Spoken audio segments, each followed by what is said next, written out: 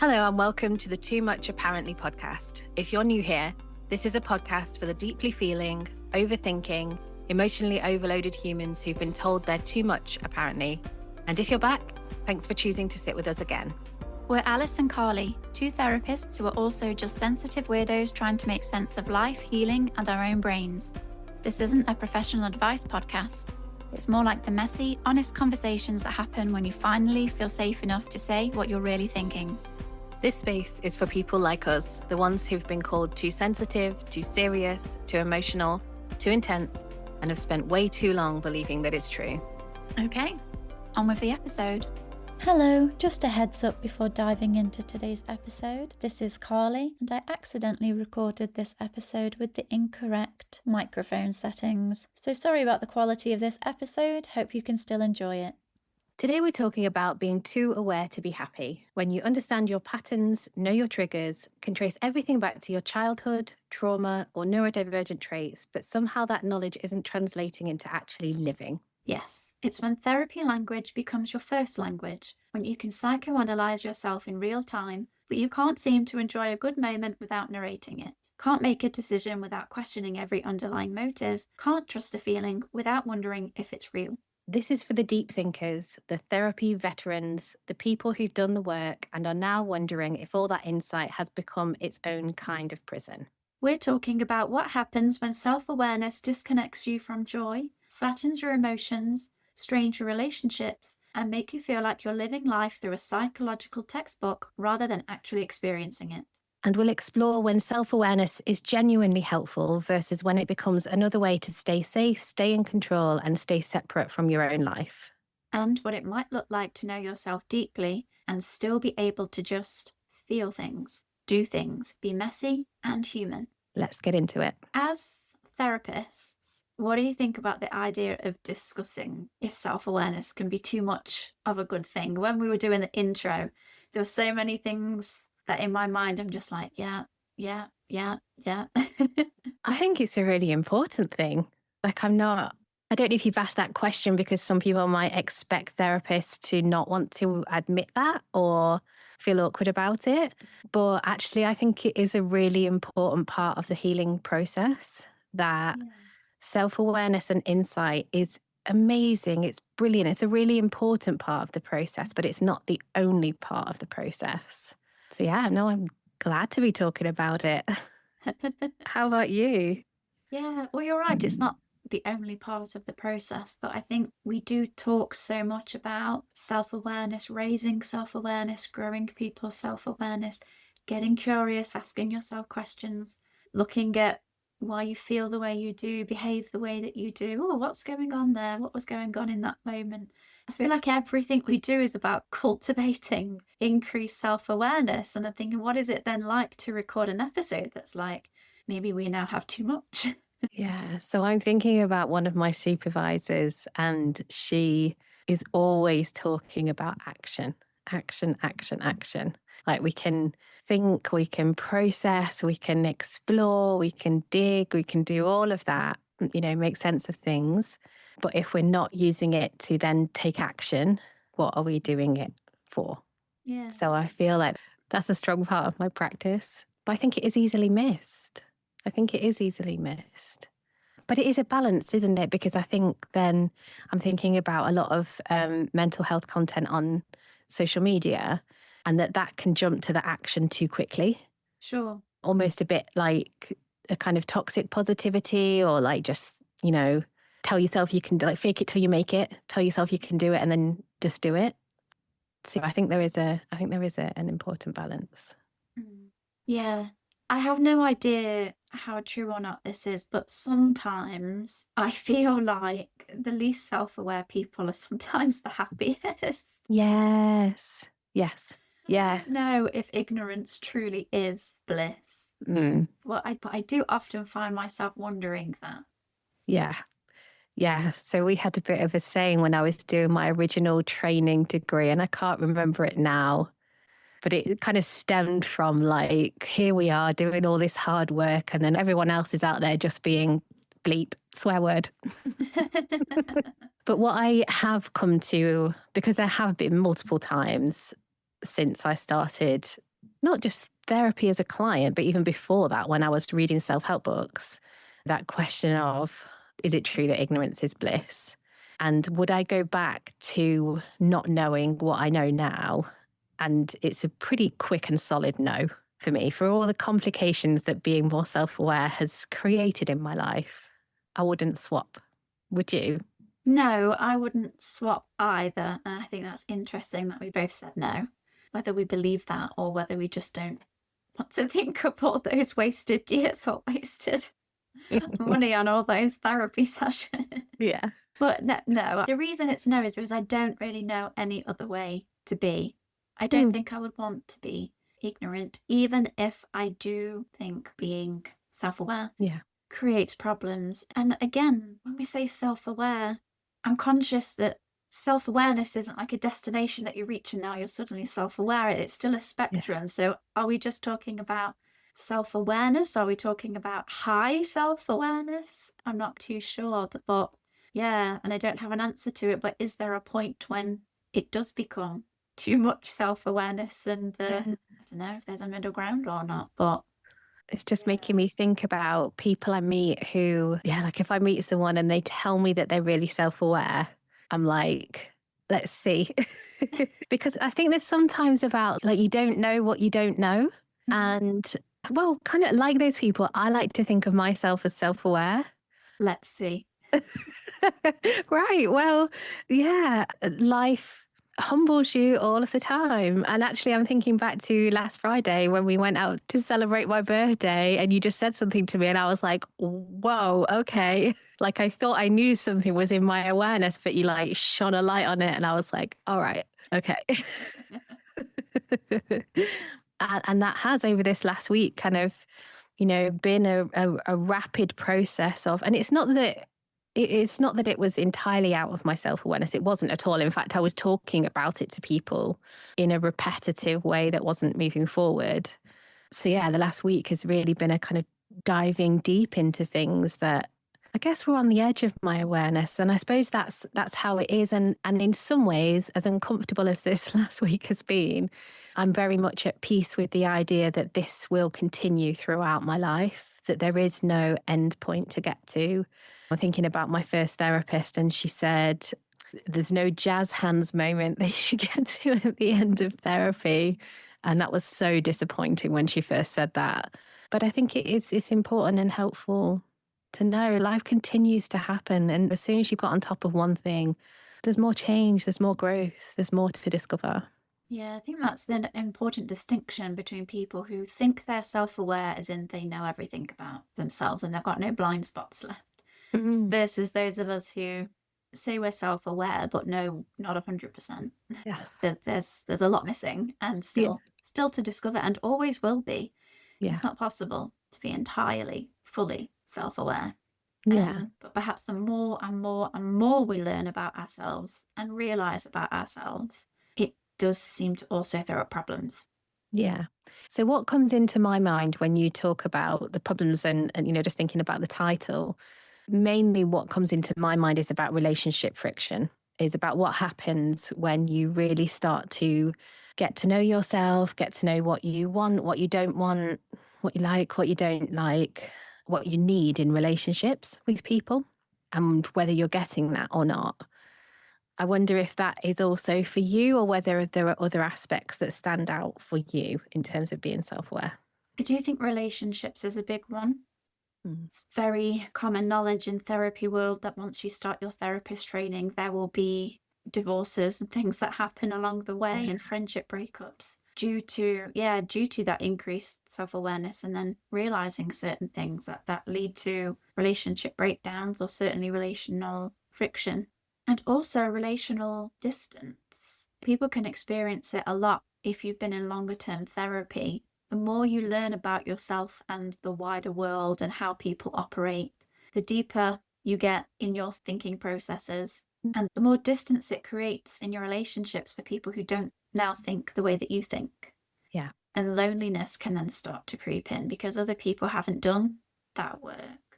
And your vocabulary has expanded, your understanding of psychology and the way people operate is expanded. So you start to talk at a different level, I think, anyway, to other people, which I think then can increase a sense of loneliness. Yeah. Yeah. I think that's one of the hardest things about being a therapist. So I love being a therapist. I've wanted to be a therapist since I was 15. I love being a therapist, but it is something that I feel like it's something that I'm becoming more and more aware of. That I feel like there's something about the depth that it's hard for people to meet me at the depth that I am. Mm. Now I'm cringing at myself. Oh, I'm so deep. No one can match my depth. Yeah. But yeah, I feel like Just to make you feel a little bit better, I feel a bit like that with communication skills. I'm a bit like, nobody can match my communication skills, like in the real world. Because whether it's people can't meet you at your depth, people also can't communicate in the way that I communicate now. And for all the theory and for all the psychological theory that you learn at university when you're training to be a therapist, you are essentially working on communication skills and how to be reciprocal in relationships and match that reciprocity. And so that then pulls you further away from other people who can't communicate in the way that you have, because you've studied it for years. Yeah, there's been so many difficult conversations that I've had over the years where I've felt like I've had to put my own feelings to the side to be able to guide the other person through the process of having a difficult conversation. And I find that so frustrating and tiring. Like in some ways, there are some parts of me that like doing it, that kind of feel can get some, I want to say validation, but I don't know if that's quite the right word. Like, I guess just recognition that I'm good at this. That feels nice. But yeah, sometimes it would just be nice to just say, this is how I'm feeling and be met with, that being held. Yeah, Yeah. definitely. Rather than having to guide or coach that person through Yeah. how to move through this conversation in a way that is conducive and Yeah. protects the feelings of both parties involved. Yeah. And when I was at uni, I don't think this weekend, I think the weekend before, one of the women on that course was telling me that her husband is going on like an introduction course to the type of therapy that we're training in. And I thought that was just genius. Like just for them to have the building blocks of where we're coming from, just to be able to understand things a little bit better. So I have nudged my husband in in that direction as well. I'm going to go away and do the same. I know, yeah, it's such a good idea. I don't think I can rope everybody that Oh my I God, feel needs Christmas to go. presents next year. Ah, Everybody gets a gift voucher for an introduction to counselling skills. that is brilliant. That is brilliant. Oh my goodness. Yeah. But yeah, I thought that was a genius idea.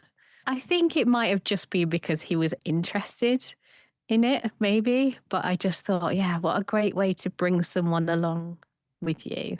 I suppose where it gets tricky is when you have relationships or friendships with people who are really not interested in growing or learning about themselves or learning about the impact that they have on other people. And like a few times as you've been talking and you've been saying about like self-awareness making things difficult, part of me wants to go, hang on a minute, it's not self-awareness making it difficult, it's the other person making it difficult. And obviously it's not as straightforward as that. It's a bit of both. Yes, well, where it is problematic for us and where there is no other person involved for us to blame it on Mm, is we spoke to this before in a different episode, but the observer effect. So when you're constantly watching yourself, it is like you split into two, the person that's having the experience, but then you are the person watching and analysing the experience. And research on mindfulness distinguishes between participant awareness, so you're in the moment as the participant, and spectator awareness, so watching yourself in the moment. And only participant awareness, being in the moment, reduces anxiety. that's really interesting and helpful to know, isn't it? My mind shot back to when I was doing my original therapy training and I was talking about, I guess, the spectator awareness. Is that how you said it? participant awareness or spectator awareness? Awareness, yeah. I was really in a place of that spectator awareness, and my tutor referred to it as egotism, and I nearly died. And I was so mortified. Like, I'm trying to be the opposite of egotistical here. And that's not quite what it means. But I suppose it means the spectator awareness, the kind of watching yourself, usually from anxiety. And I'm trying to just as you're saying that, separate in my mind, has my tendency to observe myself from a spectator position, has that come from being more self-aware, or has it come from trauma and being afraid? And my initial response is that it's the latter, that it's come from trauma. And also, I think it has been compounded by the self-awareness as well. And it can almost feel like like an internal part of me with a kind of waggy finger of not wanting to be like the people that have hurt me. So watches all the time. Yeah. Not terribly helpful. Yeah. Well, when you were posing that question to yourself, I thought it's going to be both, or it's certainly both for me. Some of that self-watching, absolutely. It is a type of hypervigilance from past experiences and certainly anxiety driven, and it's, well, trying to be protective in nature. And the self-awareness part comes from that constant asking why, which I know I've done ever since I was younger. I always joke I never got out of that why stage. But then I've done things to reinforce, to keep asking why. And so the analysis is almost second nature now. And it is hard when you go through life watching yourself. And just to take this extra crazy, there's also that additional meta layer of watching yourself. Mm-hmm. So then there's that whole extra layer where you watch yourself, so then you watch yourself. Mm. And then, Yeah. no wonder it's so exhausted all the time. Yeah. I know. Well, I also wonder about what I haven't touched on is how being autistic impacts this as well. Because I think certainly for me, there's another layer of thinking about like social cues and it just taking that bit more time for me to understand what people are saying. Like over the last few years, I've really become aware of like jokes that I don't get and just things like that. It doesn't quite feel the same as masking. I think there is an element of masking to it, but it doesn't quite feel the same as that. Maybe it is just more the hypervigilance of, is this going to be another social interaction where I miss something or where my brain doesn't process fast enough and I can't get any suitable words out of my mouth? Yeah. Well, I'm interested in what you think, because I would class these as separate things. So if I think of the way in which I might self-monitor as an autistic person, I might think of that in relation to, what am I doing with my hands? So I've got my arms crossed. How does that look to that person? Maybe I should uncross my arms. What am I doing with my face? So does my face look interested enough? And I think of those as more of, yes, you're watching yourself, but you're monitoring that as a form of safety and masking kind of within a social situation. Whereas when I think of watching yourself through an analytical lens that it's connected to self-awareness, I think of that as more like sorry, for some reason, I'm just picturing some like old dude with a monocle on who's like, or a magnified Observing glass. you. Yeah, just being like, so what was that about there? Why do we think we felt a pang of rejection there? Why does it feel like your stomach has just dropped when that person said that thing? And what do we think that might be connected to? And it's, is this your pattern sort of showing itself again within this interaction? So they feel like different processes for me. Yeah. And when you kind of say it like that, I can really hear the difference between them. But when I bring it back to myself to think about actually how is that for me, they just feel merged. They just feel like the observer is the same, even if even if it's doing slightly different tasks, it's the same. And also, I think my self-monitoring is a bit different because I don't think. I think I'm still realizing the ways that my body language or facial expressions are impacting people totally out of my awareness. Like, just since we've been doing this podcast, I've realized how much I roll my eyes. And I didn't realize I was rolling my eyes. And I think partly that's maybe I've taken it too literally. And I think of rolling your eyes as like, sorry, you're just going to have to get this bit on YouTube, but like a proper, like, you know, like really like rolling your eyes in an exaggerated way. Yeah, your eyes are like a roller coaster, then doing like a loop-de-loop. Yeah, well, that's what rolling your eyes is. Yeah, but apparently I roll my eyes quite a lot. And actually, so my therapist called me out on it yesterday when I rolled my eyes about something. And I hadn't realized that I'd done it. And now I'm thinking like, oh my gosh, how many times have I done this as a therapist? I hope never. But yeah, it just feels like there's a lot of overlap for me in those two things. And it feels harder to pull them apart. Yeah, It sounds like for you, they're kind of really clear and distinct. I think so. Mm. Yeah, I think they feel quite distinct. I think I'm very aware of which one I'm in an interaction. Don't know, I'm second guessing myself now, which is part of self-awareness. Yeah. What happens when self-awareness starts to make you second guess everything that you feel or a statement that you say, and then instantly you're checking with yourself, like, is that actually accurate? Is that kind of right? Which is, yeah, it's not, I don't think it's that you can, I was going to say, I don't think it's that you're not trusting your own emotions or your own thoughts. I think it's just you check. Yeah. And maybe it's a spectrum. So the question that comes up for me is, why are you checking if you trust yourself? Yeah, sure. And again, this is just taking me back to that tutor when I was in my first year of uni. And it was on one of my first assignments. And so I'd obviously written about being self-aware. And one of the comments that he'd written was, you can't call yourself aware if you're not aware of your positive traits. And I thought that was really interesting as well. And I think this is one of the downsides of being too self-aware, is that we can focus on the negatives. That's a really good point. And I notice in myself, and what I see a lot of in my practice, is people really struggling to hold on to their positive traits. You know, it's almost like an opposite thing of like, oh, well, I did this bad thing this one time, and so therefore I can't be a good person. And then on the flip side, it can be like, yes, I am kind most of the time, but yeah, I guess I did that bad thing, so that positive thing can't be true about me.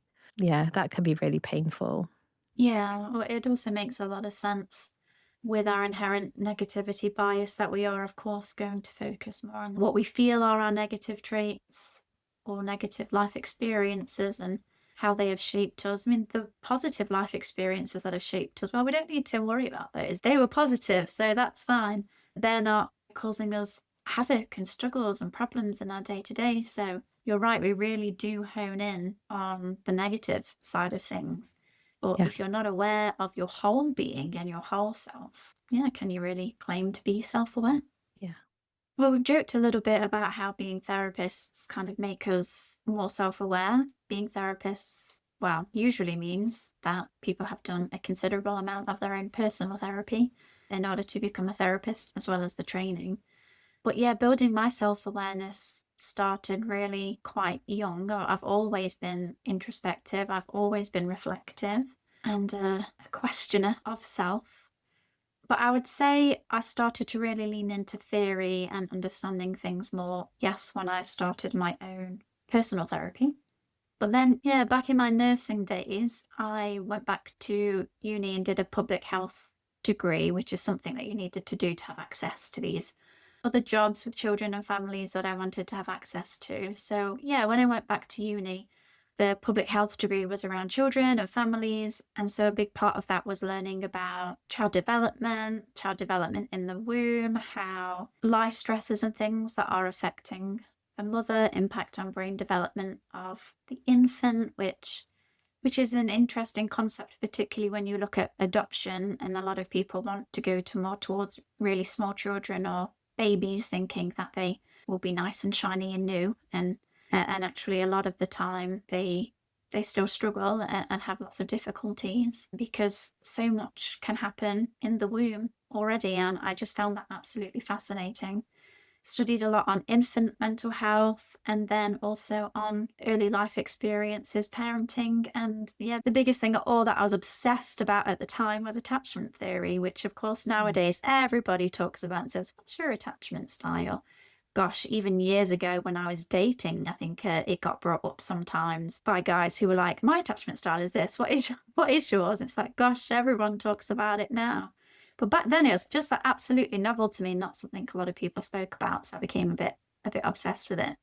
That sounds hilarious to me. I'm just thinking about myself kind of in my early 20s before I'd had any therapy and just being on a date and just the idea of me going like, oh yeah, I've got a disorganized attachment style. Like they just run a mile.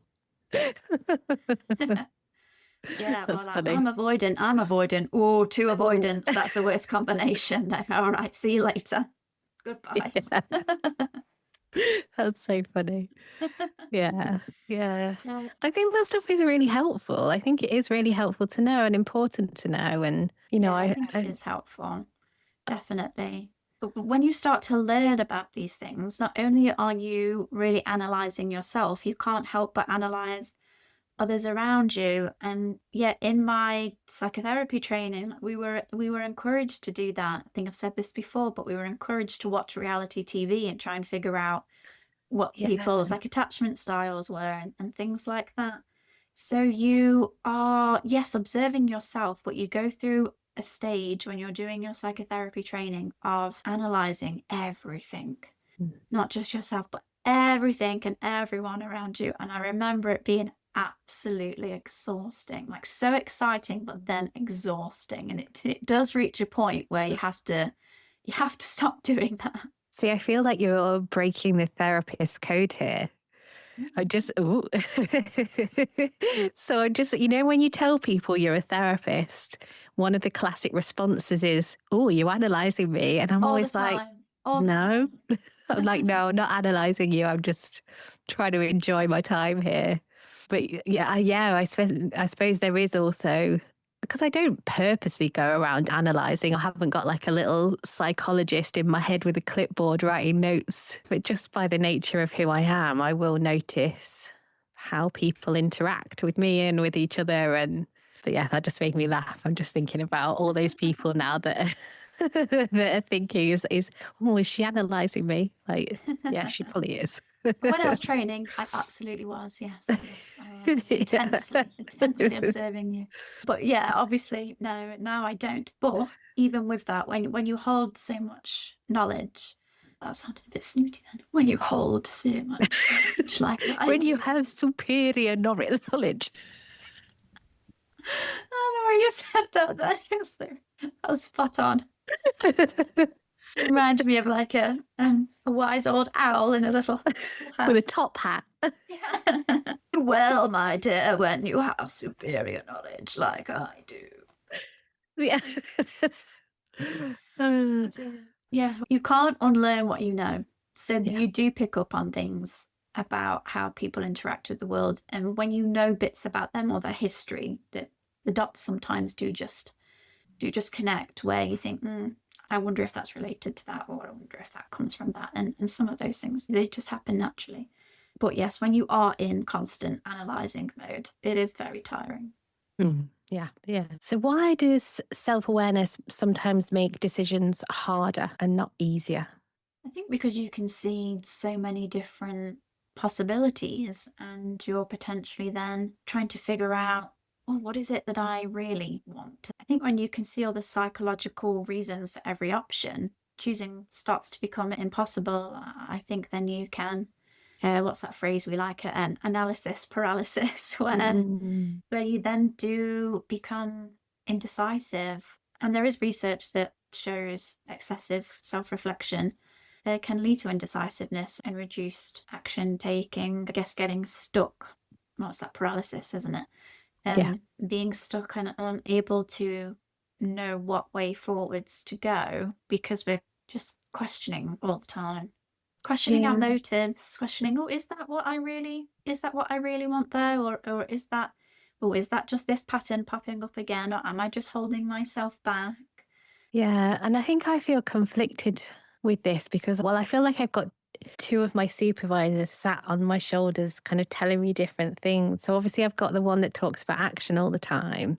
And yeah, she would really caution against this, I think, the too much self reflection and it's important to take action. And absolutely, I do believe that. And then I feel like I've got another supervisor who actually really values the process of really sitting in the dark sometimes, that sometimes we can try and push ourselves through before we're ready. So I knew, even before I started therapy, I knew that when I went through periods of depression, that if I tried to push myself through them, I would get worse. The depression would last longer. So there's part of me that thinks what other people would think of as excessive self-reflection, I think can be necessary sometimes. And this feels like another case of wanting to tie up things in a neat bow for listeners, but also for myself, and also knowing that there isn't a neat bow. And there is no line between an appropriate amount of self-reflection versus excessive versus pathological self-reflection. Yeah. There's no defined boxes for those things. Yeah. And actually, I'm just thinking back to kind of what you brought up on Friday, which I think some people could look at that and think I was reflecting too much and not making any progress. But I think what was actually happening was I was pushing myself too hard, too fast to take action. And in doing that, I'd shut down some really important things that I needed to reflect on. Right, okay. So that's been a really interesting process. But also I feel like I might be getting a bit hung up on the idea of excessive reflection. I'm feeling a bit defensive about that. So actually I saw a reel on social media, and it's about taking action before before you're sure. Like not being able to tie things up in a neat bow. There are so many situations where we don't know the answer, where we're not sure, where we could spend forever trying to figure something out, be really certain about our intentions, motivations, whatever. And this reel was basically saying, like, you can never know. You can never know. I think in the example she's talking about, do you pick going to Harvard or Yale to go to university, and you pick Yale and you have a terrible time and you're like, oh no, I should have gone to Harvard. But actually you don't know that you wouldn't have had a worse time at Harvard. Yeah, it makes me laugh when people are driving and they go a certain way and they get stuck in traffic and they're, oh, I knew I should have gone the other way. It's like, no, you don't. You don't know that you should have gone the other way. The other side could be backed up with traffic. It could be even worse. And we always make a choice. And if that choice goes wrong, we think that means we've chosen wrong. The other choice was better. Yeah. Yeah. I feel like this ties into what I was thinking about a moment ago about one of the real downsides of being self-aware is being too aware of. I'm thinking about when people really assume the worst of themselves. Right.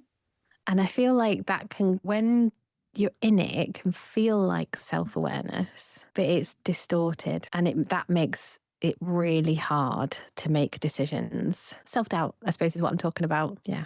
Yeah. It's interesting how they seem to like they're opposites, but I think self-awareness can create a lot of self-doubt. Yeah.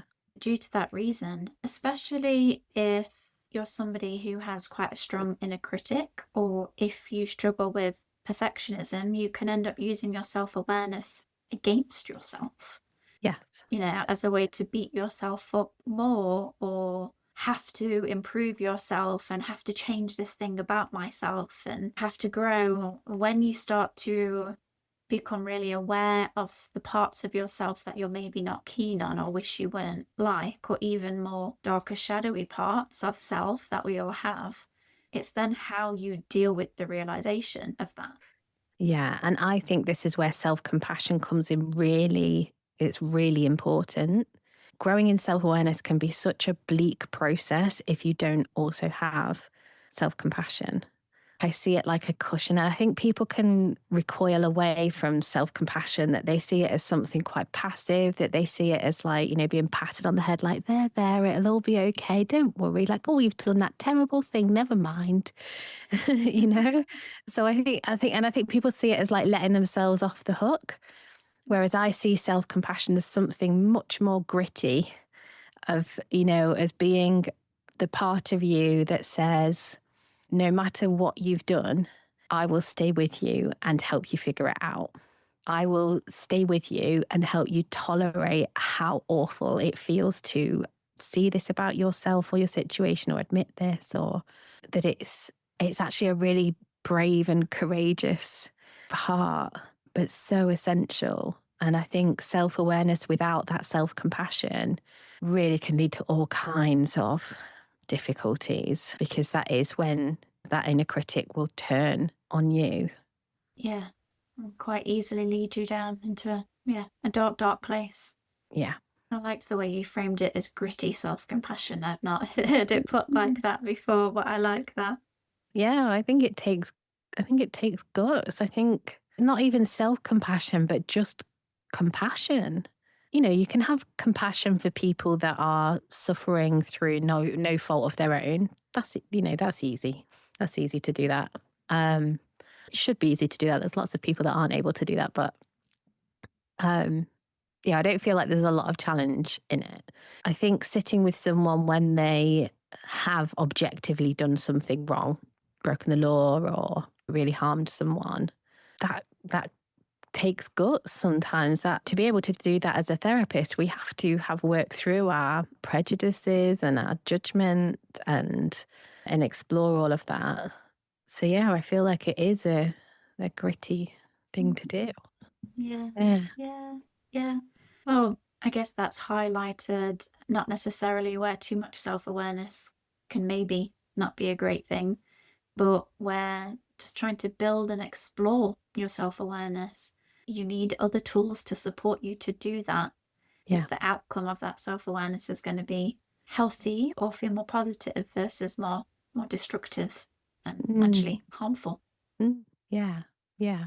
I guess on that front, because that links a little bit to something I wanted to talk about, which was the way in which self-awareness impacts our sense of identity, the way in which we might start to view ourselves.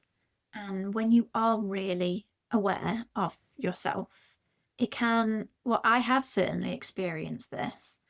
I feel like it can make your sense of identity and personality and self a bit more confusing, of almost, well, what's the real me? If you are aware of how you can be different in different scenarios, or where you might feel like you're performing a bit more, or where this has maybe come from this experience, but is that because that's come from that, or is that the real me? And yeah, I think growing in self-awareness can also sometimes move you further away from understanding or knowing actually who am I? Yeah, that's really interesting, isn't it? Well, my experience is that there's a real process to go through of like, I feel like I'm already setting myself up to making this neater than it actually is.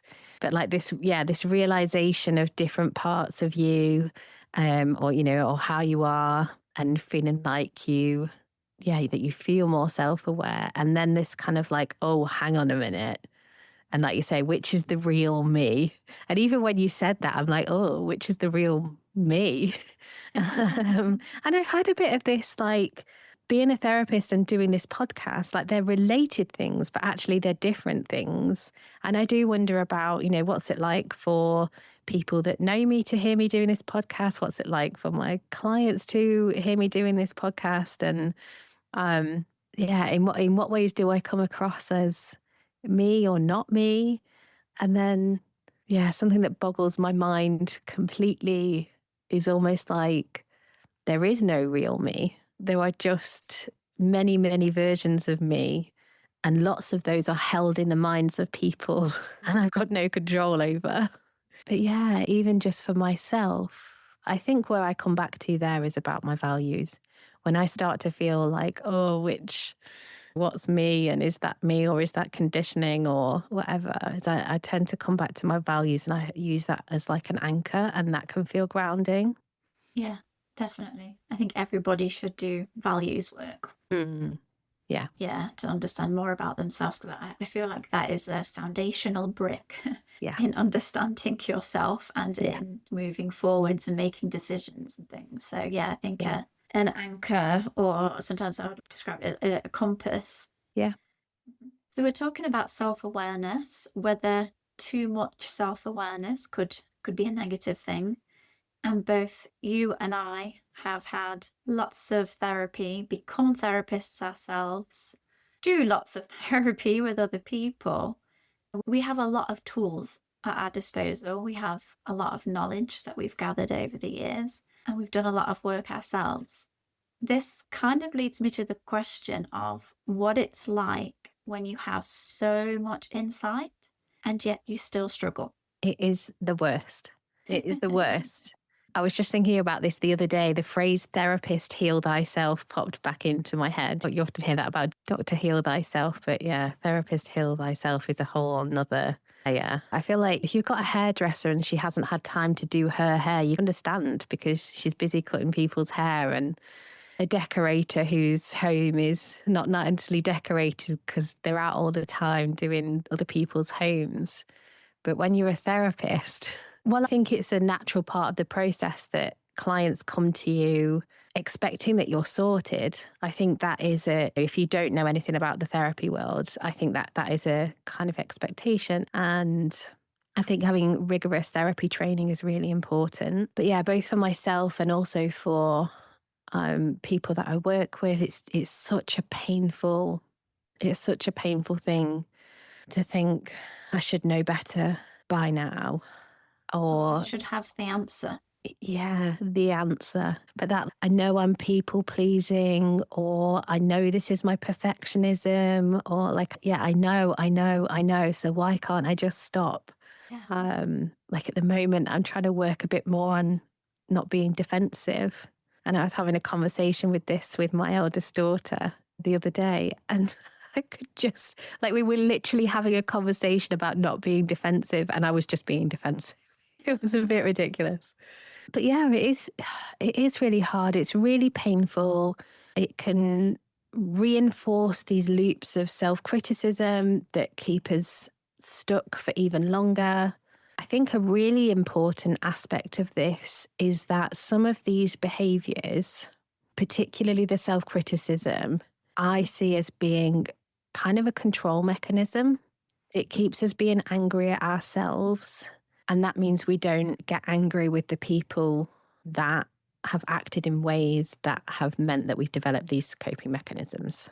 And that's not to say that I think everybody should just go out there and start criticizing and shouting at people that have done us harm, because that's also not helpful.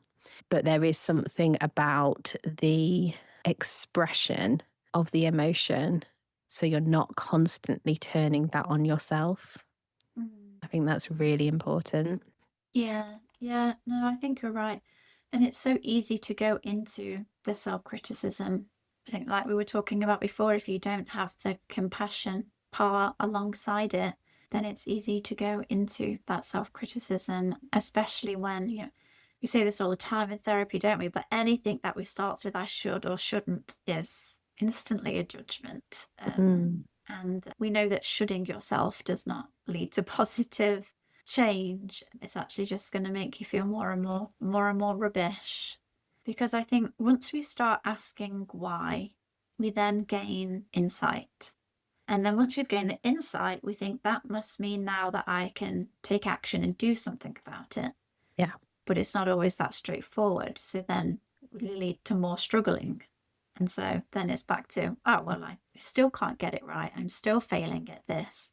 Yeah. It's like when we can recognize our patterns, but then we still keep repeating the pattern. And it's like, why do I keep repeating this pattern that I know so much about? Yeah. But it's important to recognize that just because we understand why we do something doesn't automatically mean that we now have the capacity to change that or do that thing differently. There's so many other things that we might need alongside that awareness in order to enact change. And sometimes some things are so ingrained, sometimes maybe just all we have is the awareness. And we just have to be kind to ourselves about that. Yeah, I think so. I do a lot of work with people that are stuck. And it's one of the parts of working that I really love, when people are really stuck with something, where maybe they've even been told that they're resistant to change in the past. And I often see it like a tightrope balance of safety. That if we constantly stay in a comfort zone, then you can't really grow. But if you push yourself out of that before you're ready, that can reinforce the feeling of not being safe and reinforce the behaviors that you don't want to have anymore. So I think there's a need for a real balance of feeling safe. And also, I just think that there's so much information out there now, isn't there, about mental health, about different theories. Like you say, lots of people know about attachment theory, and emotional regulation is another kind of buzzword. But I think it sometimes feels to me like people try and use these things in a kind of fragmented way. I feel like because there is this constant looking for the solution, that we kind of hunt around and jump from theory to theory. So like attachment theory was massive for a while, and then EMDR was massive for a while, and then IFS is the next thing, and it's probably moving on to the next thing as we speak. I think ultimately it comes down to really experiencing in your body being safe in a relationship, being safe to be yourself, like allowing yourself to really getting to know yourself as best you can. Mm-hmm. And finding ways to share that with people that are safe to do that with, that value you as you want to authentically express yourself. Yeah, no, I think that was really well put. I guess when it comes to a self-awareness, I don't know, I find that I'm still sitting with the question, can too much of a good thing be a bad thing? Can too much self-awareness, is there such a thing basically as too much self-awareness? And I'm still not really sure on the answer to that question, but I think one thing that is clearer through our conversation is that there is definitely a difference between self-compassionate awareness and self-critical awareness, and how we are thinking about and approaching the information that we are finding out and learning about ourselves is probably quite key to our overall well-being.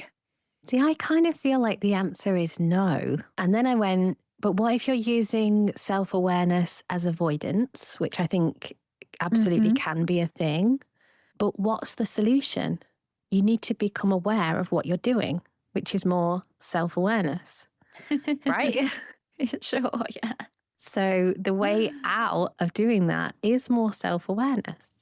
So I don't know. I think where it could become an issue is if you stay stuck on yourself all the time and you don't think about other people, wider structures, things like that. But even then, I feel like you can loop that back to self-awareness. It's who am I in this relationship? Who am I in this society? Who am I in this world? And yeah, I think my answer is just no. And actually, I feel quite comfortable with the idea that people will disagree with me on that.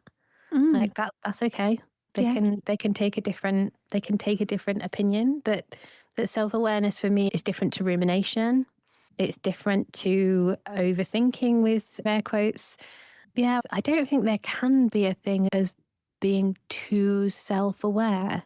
The only thing that's popping into my head as I say it is that saying of, if you stare too long into the abyss will stare back into you. You heard that? No, I haven't. But yeah, I think, and obviously that's going to come from my process and of what works for me. And I'm absolutely open to, I would never force this view on anybody else. If somebody else was saying to me, like, I feel like I'm spending too much time trying to be aware of myself and I can tell it's not helping me. I mean, great. That's some good self-awareness you got there. Oh, we just keep finding ourselves back there, don't we? So I feel like that's great. But but for my process, I know that actually allowing myself the time and the space to go deep has, on the whole, been a positive thing for me in my life, even if it's meant some really painful experiences as part of that. I feel like they've been necessary painful experiences for me to make space for more positive things. Yeah. There was many things that you said there. Yeah, it just makes me laugh how well we keep finding our way back there. So actually, maybe the answer is no. Maybe self-awareness is the key to everything and the ultimate meaning of life. We've done it. We've figured it out.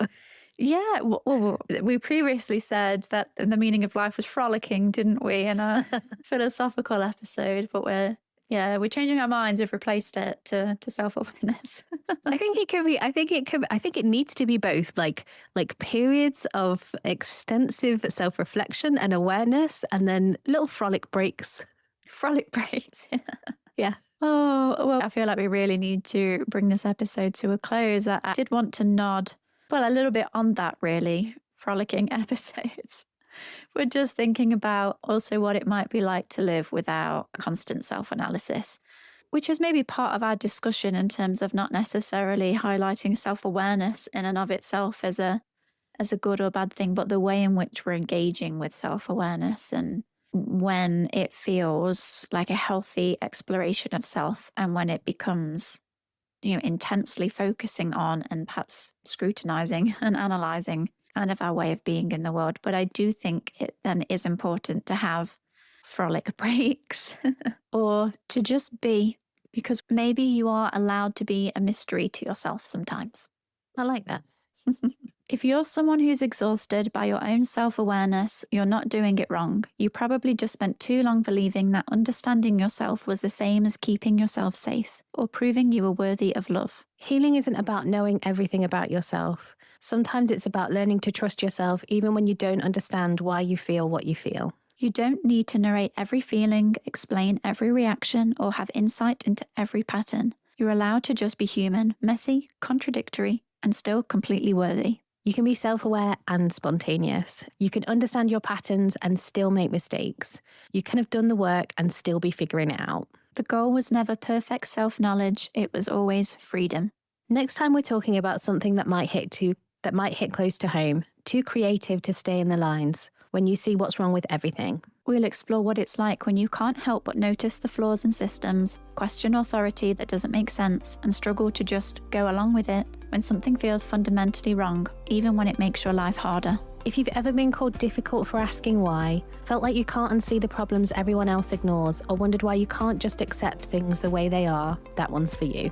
For now, we'll leave you with this question. What might change if you gave yourself permission to live without understanding everything, to feel without justifying, to choose without analysing, to just be exactly as you are right now, mysterious, imperfect, and free. That's all from us today. If this episode made you feel a bit less alone, the best way to help us reach more people is to subscribe, rate the podcast, and follow Too Much Apparently on Instagram, TikTok, and YouTube. Those simple clicks help other sensitive humans find us when they need it most. Thanks for listening, and we'll be back soon.